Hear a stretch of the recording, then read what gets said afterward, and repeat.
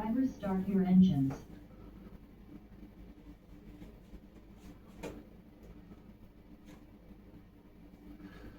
Pete from Retro Racing Lunatics. The Last Starfighter. Give all the guys that created this back in the day credit and thanks. I've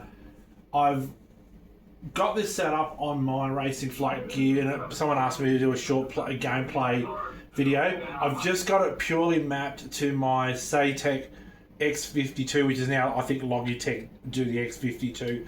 And that's because pretty much I could use my thruster and mouse and everything over here, but it's just a lot easier to control the game for me because I've got up, down, left, right, and then I've got the turret control, and I've got directional control, and 50 million buttons that I can use for the missiles, phasers, all the other kind of particle bolts and all sorts of things, and particle weapons, photon bolts and what have you.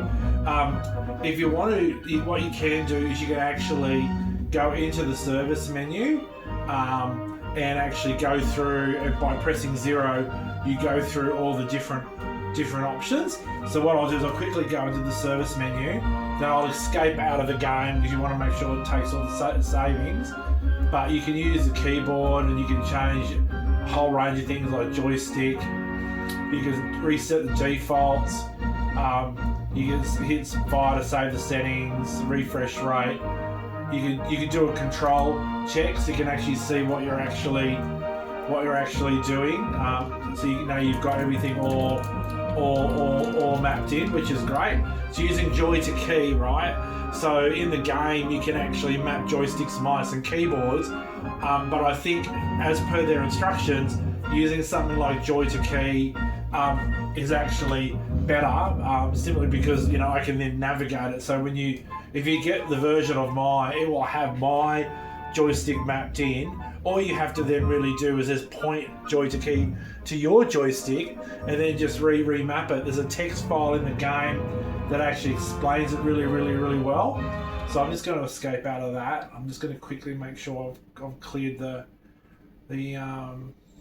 all the scripts and memory and everything like that. And once you've got it all dialed in, it's really, really cool. Takes a little bit of getting used to, but then again, like in the movie, the game wasn't meant to be easy either. I'm using GG Voodoo to get the aspect ratio right. You don't need to use it. You can just go 16:9. But I like the fact that the game was written around being a 4:3.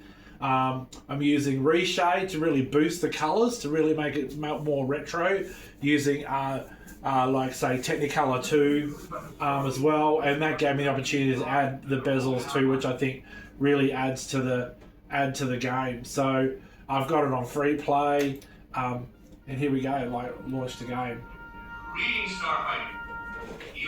I'm not going to profess I'm an expert at this, but it is a lot of fun. But it's not an easy game, and that's okay. So yeah, I'm using the navigation of the aircraft left and right and the turret to move the directile in the middle, and then I've got all the different fire buttons to do the different things, right? So I'm going to lock on change weapons to like photon bolts. Now you'll see this is practice, so this is where you're watching me and I'm going to be really bad. But what you can do is you can move the rectile around while you're doing this as well, right? So hence why I like it on this joystick, because that means I can use the HUD to figure out where I need to be if I want to actually aim and try and hit things. And then you can just change the weapon. This is where I'm actually going to really suck. Oh my god, almost got it. And you can change the turret speeds and the in-game speeds and everything like that. So you'll see that it moves from different levels to different levels, and it just gets harder and harder. So, but yeah, just I did try to actually get this game to work about 12 months ago, and for some reason it didn't work. But on my cab, and I think the penny dropped on a few few combinations. Where is it? Oh, I'm getting shot at.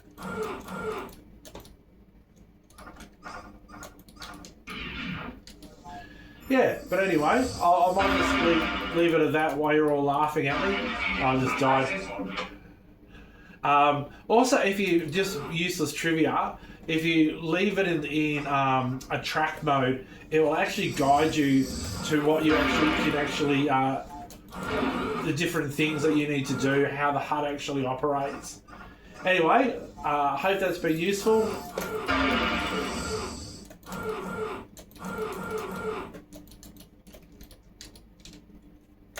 And I'll leave you to it.